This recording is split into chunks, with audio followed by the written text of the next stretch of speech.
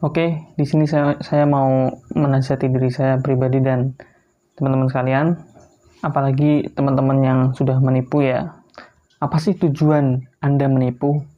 Apakah Anda bangga dengan menipu? Apakah ketika Anda menipu, Anda merasa tenang, hidupnya nyaman? Mungkin di dunia ini Anda tidak dihakimi. Tapi ingat, di akhirat kelak Anda akan dipertanggungjawabkan di hadapan Allah. Apakah Anda bangga dengan cara menipu? Apakah dengan menipu Anda merasa bahwasannya hidup ini selamanya? Tidak, wahai saudaraku. Allah berfirman, kullu nafsin dha'iqatul maut. Setiap yang berjiwa pasti akan merasakan kematian. Walaupun kita ada di dalam benteng yang kokoh, pasti kalau memang udah ajalnya, idza jaa ajaluha la yastakhiruna sa'atan wa la yastaqdimun. Kalau udah datang ajalnya, itu tidak bisa diakhirkan dan tidak bisa dikedepankan. Tujuan Anda menipu bukan lain dan bukan pasti Anda butuh dengan yang namanya uang. Anda butuh yang namanya kehidupan. Maka dari situ jangan gengsi, yang pertama.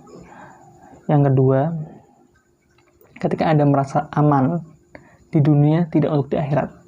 Ketika Anda diuji dengan harta, hendaknya bersabar.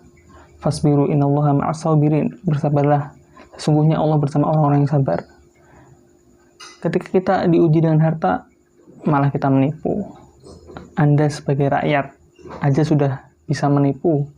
Anda mengharapkan pemimpin yang amanah. Ketika kita diuji dengan harta itu, harusnya kita mendekatkan diri kepada Allah.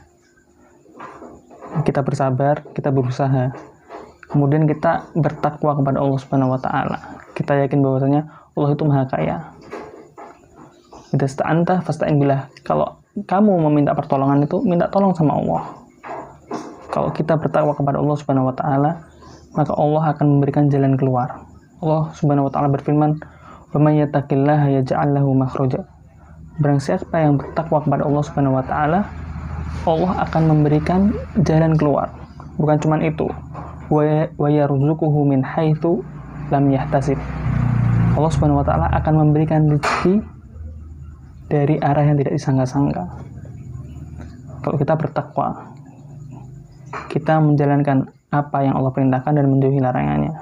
Wa may yattaqillaha yaj'al lahu min amrihi yusra. Barang siapa yang bertakwa kepada Allah Subhanahu wa taala, Allah akan menjadikan setiap perkaranya itu mudah. Wa may yattaqillaha wa yasbir yaj'al lahu min kulli dhaiqin makhraja.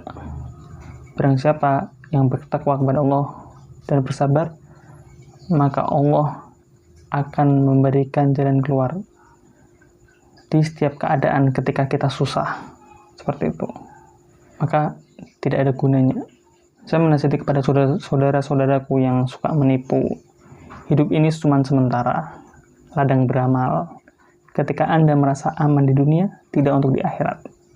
Oke teman-teman, jangan lupa support channelku yang penipu. Hati-hati dan bertobatlah kepada Allah.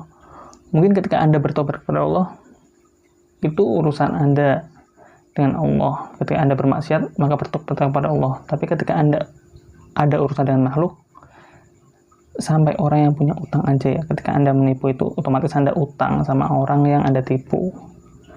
Dan ketika Anda menipu, dan ini berarti Anda berutang kan, dan ketika Anda meninggal, maka Nabi Muhammad menyarankan bahwasanya ketika orang yang memiliki utang itu jangan disolatkan jenazahnya. Makanya ketika orang yang meninggal itu pasti ditanya, dia punya utang nggak? Seperti itu. Sampai-sampai orang yang berjihad meninggal di jalan Allah, mati syahid, dia tidak akan masuk surga ketika dia punya utang. Maka dari itu ahli warisnya mesti harus melunasi utang tersebut. Berat kan? Berat banget. Maka ketika Anda punya utang atau Anda menipu dengan orang lain, cari orangnya, segera lunasi dan bayar. Karena berat. Di akhirat itu berat. Ingatlah, kullu nafsin dha'iqatul maut.